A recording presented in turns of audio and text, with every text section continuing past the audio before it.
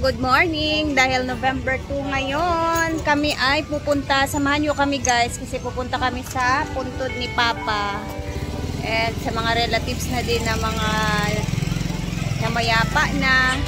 So tara, tingnan natin doon kung ano yung itsura. Napakadaming tao ngayon doon sa ano guys, sa cemetery. Tara na nanak, let's go na. Napakainit ng panahon ngayon. Oh, grabe. Pag ganito talaga si Mana Santa or undas, mainit rin ang panahon. Tara na anak, let's go na. Mahuman na ta, kay basig baka mamayang hapon, bigla na naman uulan. Tara, samahan nyo kami guys, let's go.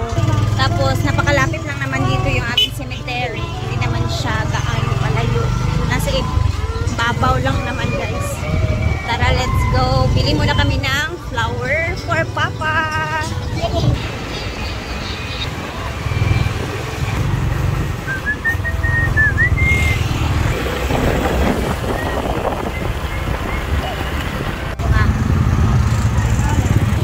Ganito yung itsura pagpunta sa amin. Maraming tao. Itinda.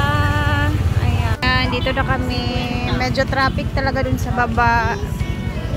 Pila sir, pila? Tulogis. Gusto kong baga na baga dia. Pila ni? Kanina lang. Ay nakay murag katungkuan. Ay wala murag baso. Dada ni isa kanin nasa cellophane. Tara na, let's go. Ay, tara na nak. Ito na kay Papa, follow na.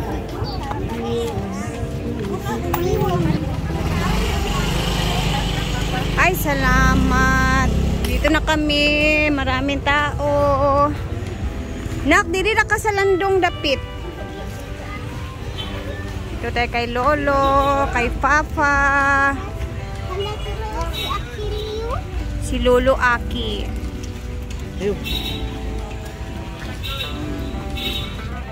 Tatlo ya Papa kasi yung iba doon tayo sa punta tayo sa iba nating ano. Hawiri anak dito ka sa landong. Reklamo na sa init. Father, I love you. Dito na galing si Mama. Itong bulaklak is kay Mama. Ito kay Manoy ne siguro. Ayan. Si Ate Mimi mamaya pa yung hapon kasi na ano pa. Tapos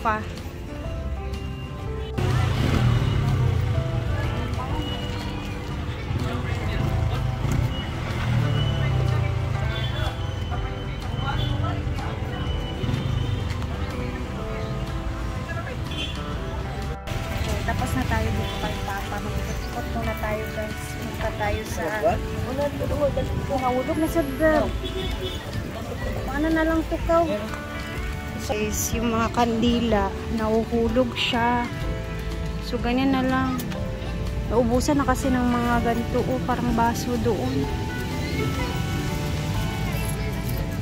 Ito egg.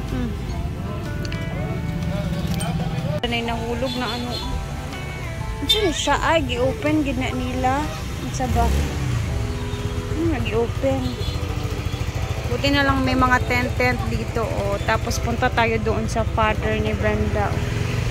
Punta tayo kay Uncle Romeo. Uy, mag-sunscreen kayo kasi napakainit ng panahon.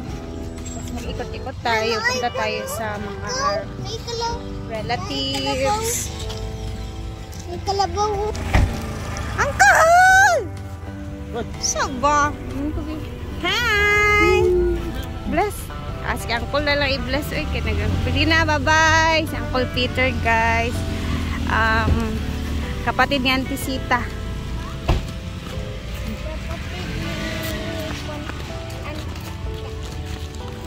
Punta tayo dito. So, yung malapit tayo sa ano, mga malalapit-lapit natin na mga kakilala. Papa ni Nanay Brenda.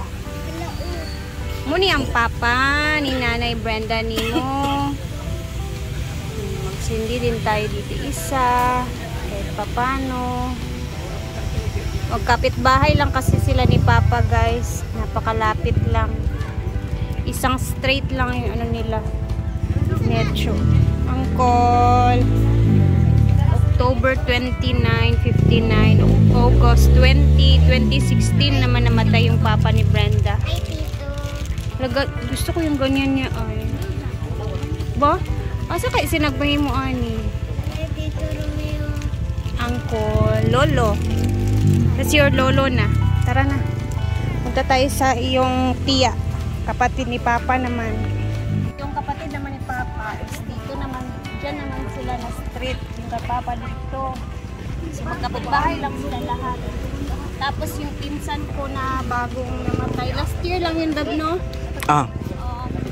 Cancer. Magsisilid lang.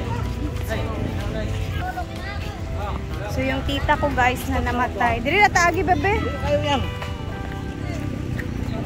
Mutuyok man tayo, tsa-tsa gapon. Yung tita ko kasi na namatay na kapatid ni papa, yung pinakabunso nila. As in, wala talaga siyang anak. Basta. Namatay naman yun sa... Hindi ko na alam kung ano nakamatayan ni tita. Ang dami kanyang sakit. Kapatid ni mama si Cortita siya. Mama. Ito naman yung pinsan ko guys. Namatay siya nung last year, November 1994, 2024 naman. Dito na din galing yung family niya. Meron naman siyang naiwan na isang anak guys. Napakabata pa nito namatay. 20s pa lang. Tapos, punta tayo sa 30 years old siya. Wala po eh. Pila yung edad, Web? Mag-30 pa lang. Magta-30 pa lang. 29. Ayan yung itsura niyo.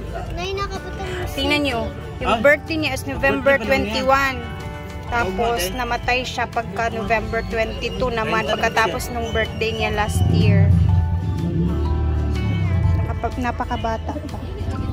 Tara, punta tayo kay Tita Biti naman na. Mga bildo-bildo na. Be careful. May magato pa ko sa unahan. Oo, may mga bildo. Ano ganun? Ay, oo. Tara na. Kainit kayo. Dito naman tayo sa bunsong kapatid ni Papa. Asan ba yun? Buti na lang talaga may mga puno dito kasi sobrang ano. Aman.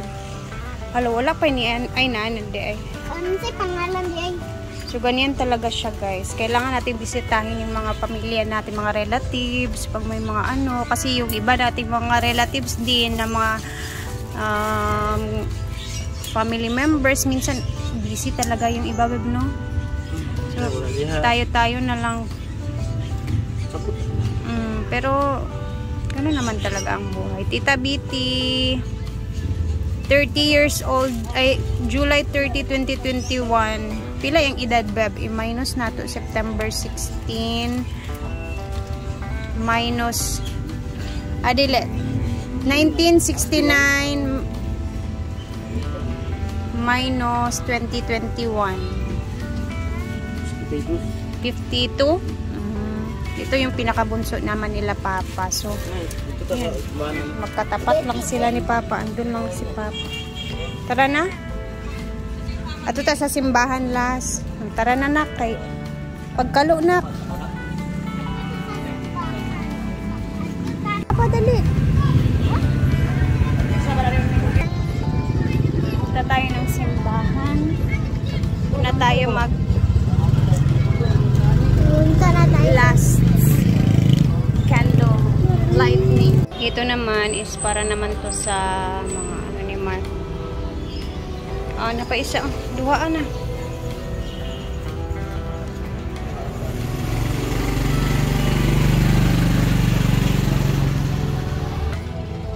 Grabe yung init ng panahon ngayon guys. Maingat yun lahat ha. Kasi parang ang sakit ng init ngayon. Naka-flick pa din yung mata natin. Halloween pa kasi. So, after neto, uwi na din kami. And then, ayan. kayo magsindi na din kayo ng kandila sa mga pamilya ninyo. And tayo ay pupunta din ng farm after dito. Wala naman ako masyadong gagawin sa bahay ngayong araw. So,